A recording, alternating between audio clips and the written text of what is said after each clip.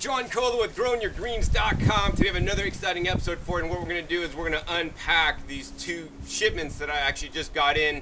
And the reason for this episode is because these are some of the best commercial quality planters that you could use at your business, in a parking lot, or even in your home, on your patio, or wherever to grow food at home.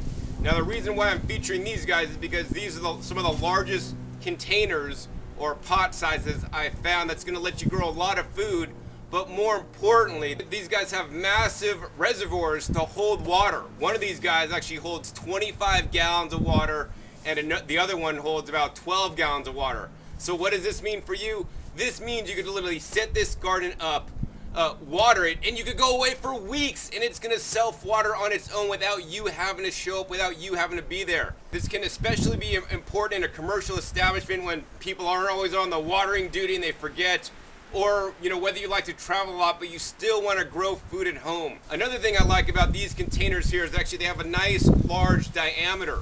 So what does that mean? The larger the diameter, more stuff you can plant in and the more food you can grow for yourself and for your family. So without further ado, let's go ahead and open these guys up and I'll introduce and explain what they are. First, we're going to open up this guy. All right, large box for one large planter. Check it out, man. This thing looks really cool. I'll take this bag off. Always best to reuse instead of recycle. I'll probably use this to, hold something pretty cool. This is one large bag. And here it is right here. This thing, relatively light on the inside. This is what is called the Oasis planter. It's a self-watering, heavy-duty planter for commercial use. Let's go ahead and open up the next one.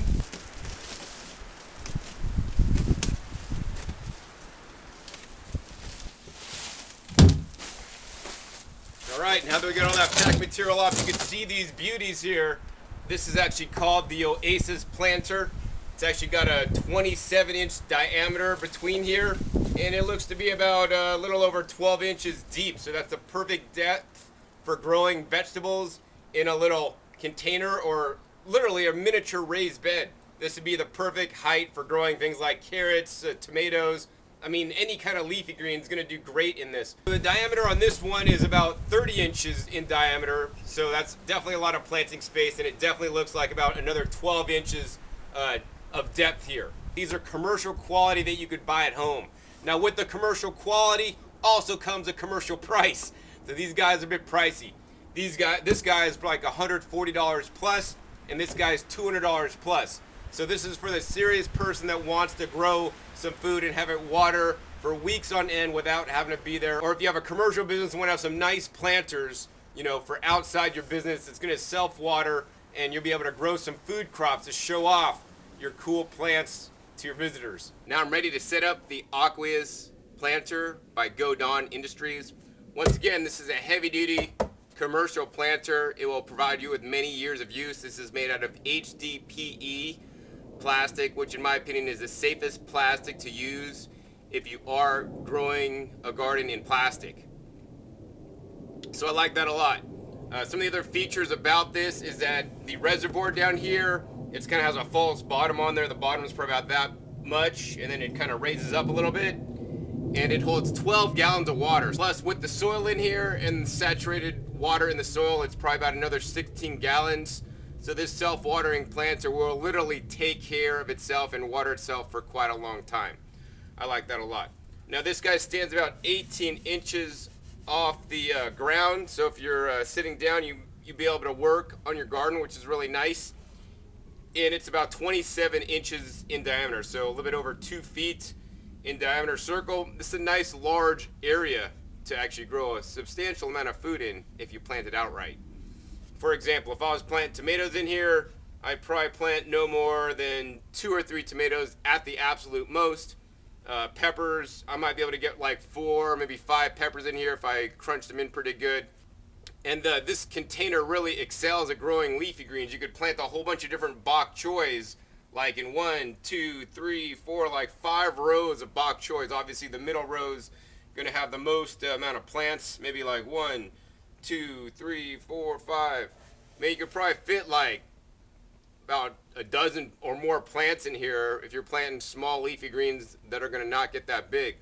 or if you're planting out like a mesclun mix, you could plant a whole bunch of seeds, and as it grows, just clip it back. And the amazing thing is you won't have to take care of it or water it. So I like that a lot. I guess the next step is we're going to go ahead and set this up. It's really easy to set up. There's only going to be a few things you'll need to do. Number one, you'll need to fill the reservoir with water.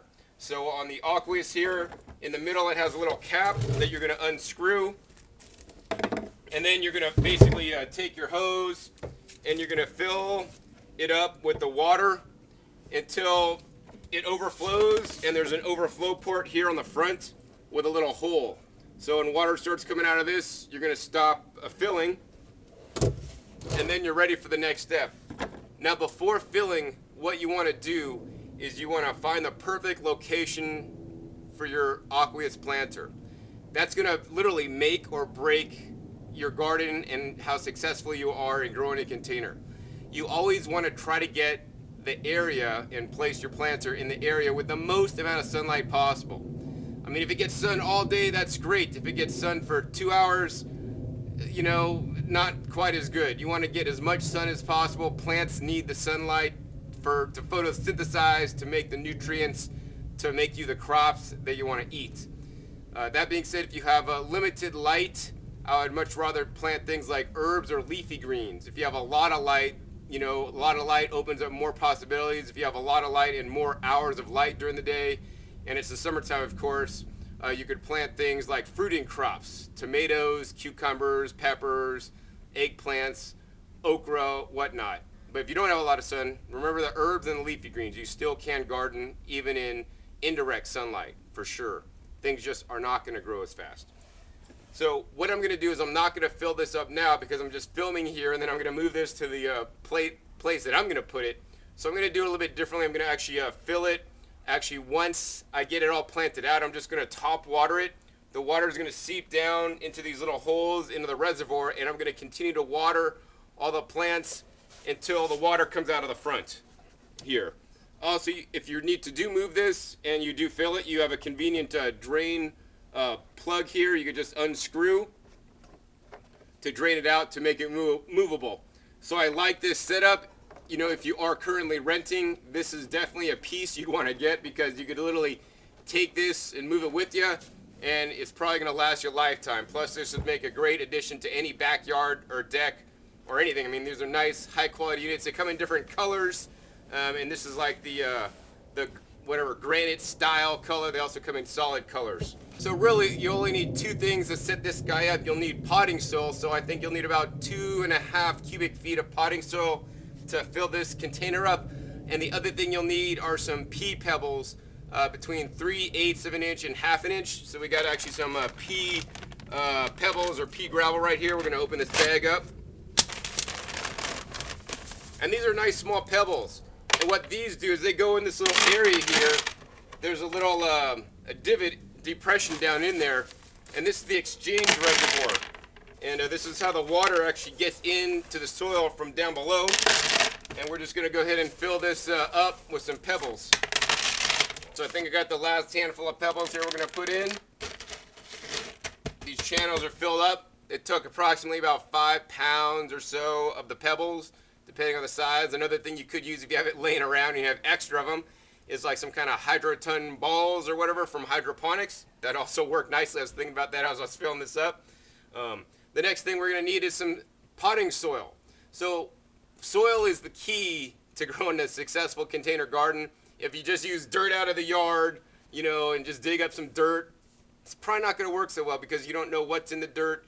The dirt's not aerated properly, and it's going to probably get really heavy, and your plants won't just do optimally. Next, we're going to fill this puppy up with some potting soil. So today we have, as an example here, Dr. Earth Natural and Organic Potting Soil. I definitely like the pot in the potting soil, if you know what I mean. But it's important when buying soil to fill your container garden with. You get potting soil. Potting soil and garden soil are definitely not the same thing. Potting soil has been specifically designed with specific ingredients to go in a pot and to work appropriately and work properly in a pot situation, which is a lot different than, you know, in a raised bed or in a garden situation. You're going to need different things in there. So if you're not into gardening, you don't know what you're doing, I'd recommend just going to a good store, good nursery, local nursery, and getting some good potting soil. I like actually the Dr. Earth brand, but there's many other brands of potting soil.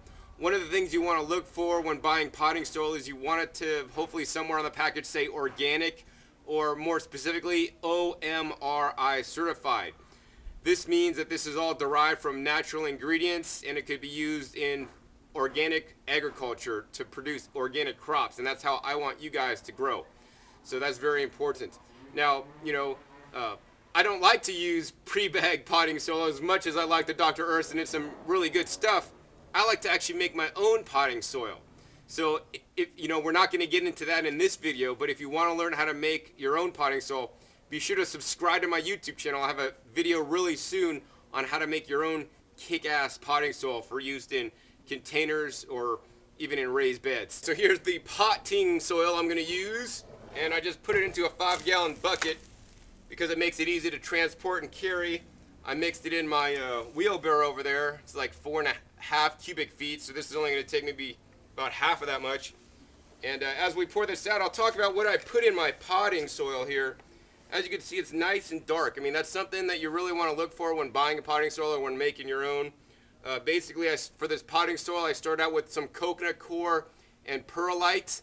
And then in addition, I added things like compost and earthworm castings. In addition, I added like 4 different kinds of rock dust, some biochar, and a whole bunch of other good stuff, including insect frass. And you're just going to have to check the other video. But the main thing, remember, is most potting soils are kind of light. They're not just 100% compost. Although you could grow in compost, I don't necessarily recommend it. You want to get some fluff, something like the coconut coir that are going to hold the water, something like the perlite that's going to provide some aeration, and also the compost and earthworm castings, which are going to provide some of the nutrition, along with the rock dust or azomite or other rock dust that's going to add trace minerals. If you're not familiar with rock dust, be sure to check my other videos on YouTube regarding rock dust. It's really one of the most important things you could put in your garden. I'll just leave it at that. So next, let's go ahead and fill this guy up. Here's bucket number 2. All right, so far it's taken about 2 buckets worth of potting soil. We're going to spread this out. Now, one of the things I want to encourage you guys to do when filling any pot or container or even your raised beds, you don't want to get on here and start stomping on it and compressing all the soil down really hard. I like to pat it down a little bit, because if you don't pat it down just a little bit, then you're going to fill it up to the top, and then actually it's going to sink down over time. So I don't want it to sink down that much, but I don't want to pack it in there super hard and get as much in there, because if you do that, your plants aren't going to do as well, because the plants don't actually grow through the soil. They grow through the airspace in the soil. So we want to pack it down just to get, a little bit more soil so it won't settle as much, but we're not going to sit and stomp it down super hardcore. So here's the third and final bucket we're going to dump in here. So it's very important when filling this, guys, that you do not overfill it.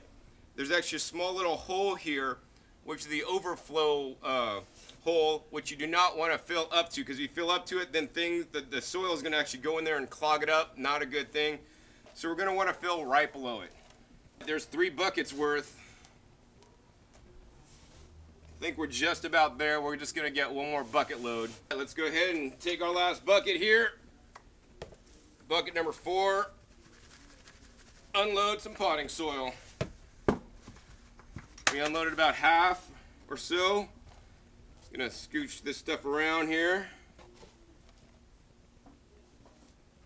Get about leveled off.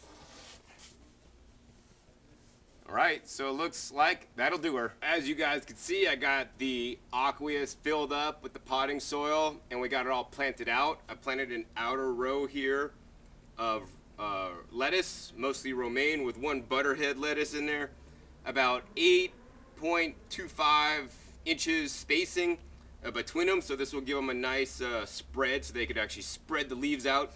Once they're going into production, I'll start picking off the outer leaves, leaving only the inner ones to keep making me food.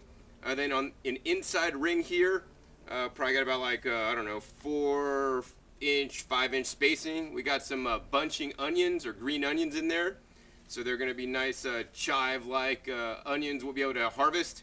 And then in the middle here, we got a really cool plant. Actually, this is a new plant that I've never seen. I think it's like a kaleidoscope kale or something. It's a cross between kale and Brussels sprouts, so go figure that one out. It's going to get tall like a Brussels sprouts, but make these like kale-like leaves. Now the leaves are a little bit hard tasting, if you know what I mean. They kind of have a nice brassica-ish taste, but it's going to be cool because it's the first time I've grown it. It'll be interesting to see if it goes to seed and flower and everything, because they actually look similar to my purple tree collards. Now that we got the Oasis planter all set up, we're going to go ahead and set up the Oasis. I definitely like the Oasis planter better than the Oasis.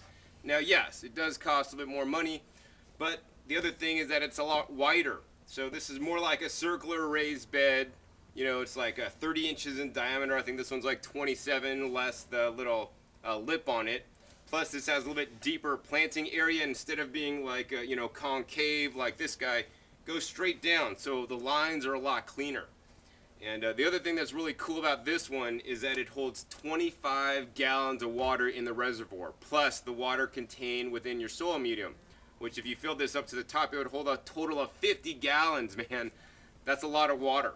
So, I mean, really, the main reason to buy these guys if you travel for, you know, long periods of time, you're not there to tend your garden, or you simply don't want to tend your garden, have to worry about watering it and remembering to water.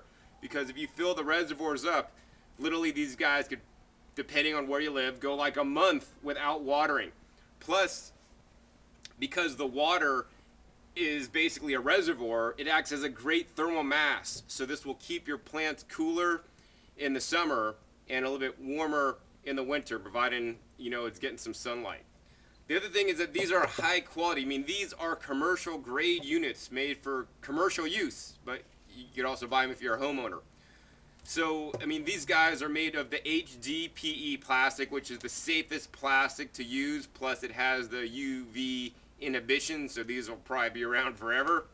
And they're just super easy. I mean, you could be saying, John, they look about the size of a half a wine barrel or you know, a whiskey barrel. And absolutely, you could totally grow in one of those. What I've learned from those guys is that the soil tends to dry out fairly quickly, and it's not self-watering, so you do need to regularly water it and maintain your garden. With this setup here, it's pretty much going to take care of itself. You make a good soil mixture, plant your plants. Literally, I could walk away from this guy for like 30 days at this point in the fall, and I will not have to even water it or do nothing because it's going to take care of itself. The way it's designed, it's going to be self-watering. So I like that a lot. I guess the next thing is we're just going to set this guy up. Once again, super simple, super easy. We're just going to go ahead and take our pea pebbles, and we're just going to dump them in the bottom this time.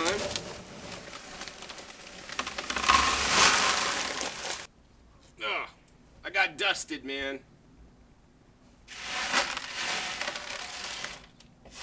Now we're going to put them in this chamber here. I think I filled up a little bit too much, and we're going to take out a couple handfuls. Once again, you know, this is the optimal time to fill your reservoirs. If you have a location where you're going to put this guy, and once again, you want to put it in a place with the most amount of sunlight, you're going to place it where you want it, and then fill it up at this stage. Once you got it like this, you're just going to fill the water up to the top and let it drain down and fill up the reservoir. That's the best way to fill this guy. This guy actually had a plug that you could actually take out and fill, and then put it back in, and then fill up all your dirt. The way I'm going to do it, because I'm not going to actually set these guys up here, I'm just going to plant this out and then move it. It's going to be a lot lighter without the 25 gallons of water in the bottom. I guess the next step is we're just going to fill it with a good potting soil mix, and be sure to check my other episodes for an episode where I show how to make the very potting mix that I'm going to be using in here. That's one of the key elements to your success. If you just use any old dirt out of your garden or some, you know, potting soil from the store, you might not have the same level of results. I want you guys to be able to grow the highest quality food, the healthiest food. The highest quality, healthiest food are also going to produce more and be more bug and disease resistant, so you don't have to mess with the bugs. In any case, let's go ahead and start filling this guy up. Let's see how many bucketfuls this takes. A 1. Second bucket load. 2. 3. Here's 4. Ugh.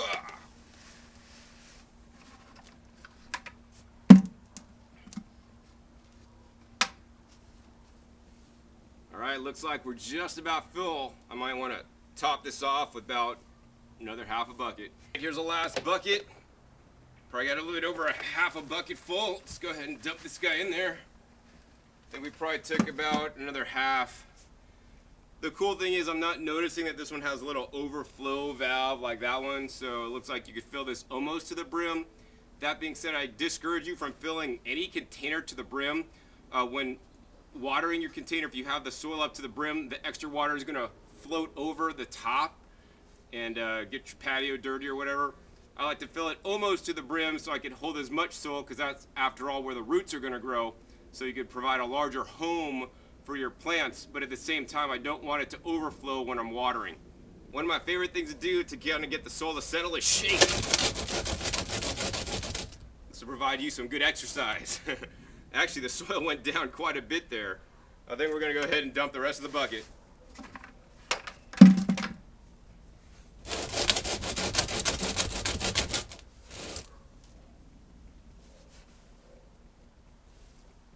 Alright, looks like it's nice and even. Next thing, we're gonna plant this baby out. So as you guys could see, we got this ready to get planted out. Now, one of the things I like to do is arrange all my plants before I plant them out. Another thing that's very important to me is to maximize the amount of plants that I could get in one container to grow the most amount of food. Now, this is like a pro and a con, right? If you like plant too little, you know, then you're not gonna have as much food, but you don't wanna plant things so tightly that the plants crowd each other out. I feel confident with a good rich potting soil, there's going to be enough nutrition for the plants, so the root system won't need to get that large.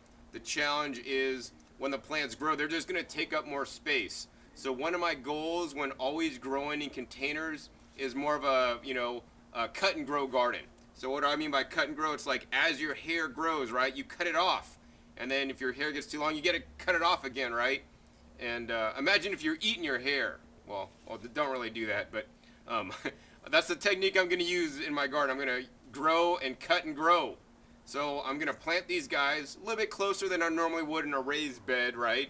And I'm going to come out and actively harvest off these guys regularly to kind of keep them trimmed back, like you need to trim back your hair and keep them smaller so that, you know, they're not going to crowd each other out. That's very important. This will also be good because it'll get you eating more of the stuff you're growing in your garden, because you'll come out, oh my gosh, it's overgrown, I better cut it and then let it grow and eat it.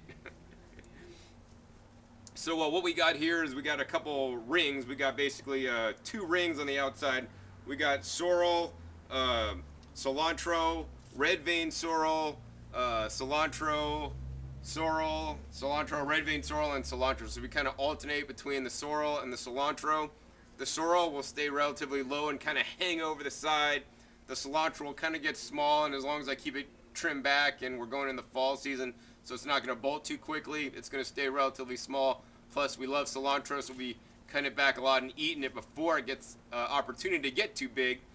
Then in the next row inside here, we got the dinosaur kale, also known as Tuscan kale or black kale, lacinato kale. These guys actually will get kind of tall too, and I love this kale because it's one of the darkest leafy greens that you can eat. One of the most nutrient-dense foods on the planet. That means it has a lot of nutrients with very little calories. So this is the plant that'll keep you healthy and keep you wealthy and keep you strong and keep you fit and trim also, as long as you're planting and working in your garden to get some exercise. All right, so in the middle here we got this, once again, the kaleidoscope mix. This is that kale / Brussels sprout hybrid mixture thing, and I don't know what the heck I'm gonna get with that, but I thought it'd be cool to plant in the middle because they're already kind of tall and established, and I believe they're just gonna get taller as time goes on, so I'm actually gonna be sure to stake them up early instead of later.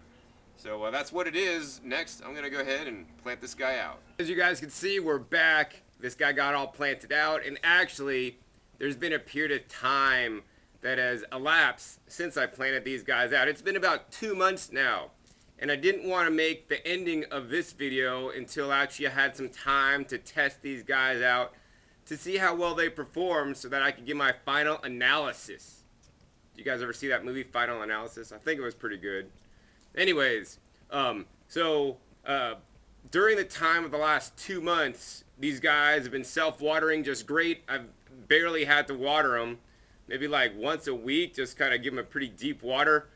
And because of the self-watering reservoir at the bottom, which is actually 25 gallons in this guy right here, it's basically been watering itself. So if you live in a place that rains, a couple times a week, maybe even just once a week, you could consider these guys self-watering for all practical purposes. Now, many of my plants in here have thrived and a few actually did not.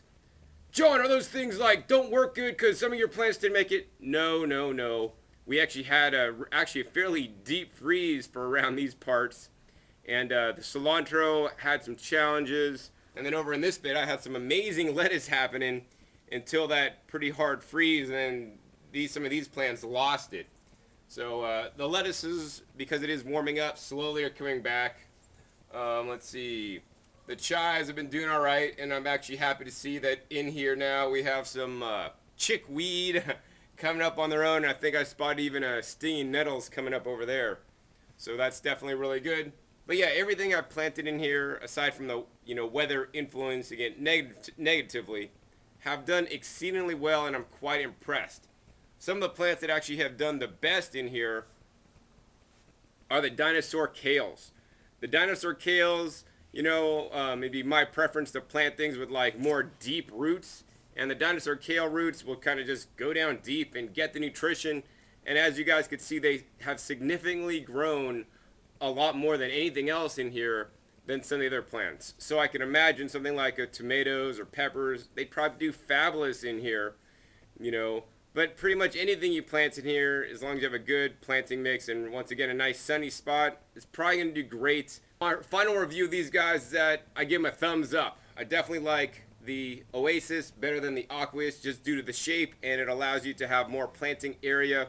On the inside, I have about a dozen edible plants growing in here, and it could make a small side salad a couple times a week for me. But the downside, once again, is the price. These are commercial units, and they cost a chunk of change, but they're going to last you definitely a long time. I think in the right situation, it can be, really good because, say, you leave and you're only home not that much. You could literally water these guys and go away for the week and not have to worry about watering it. I'm interested to see how this will do in the desert summer when it does get dry, and most containers tend to dry out really fast, but because it has a 25-gallon water reservoir, that's going to be really interesting to see how it keeps the planter cool and also self-waters throughout the different seasons here. So to learn more about these guys, you want to visit the website godon.com. Be sure to check the links down below in the description for the link and also a special discount code so that if you are interested in getting one of these planters, you could definitely do it.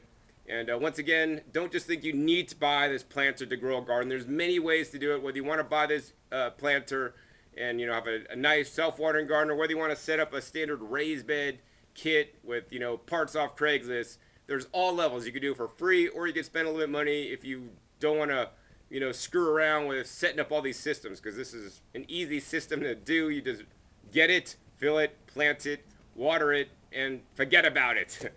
All right, so hopefully you guys enjoyed this episode. Once again, my name is John Kohler with GrowingYourGreens.com. We'll see you next time, and remember, keep on growing.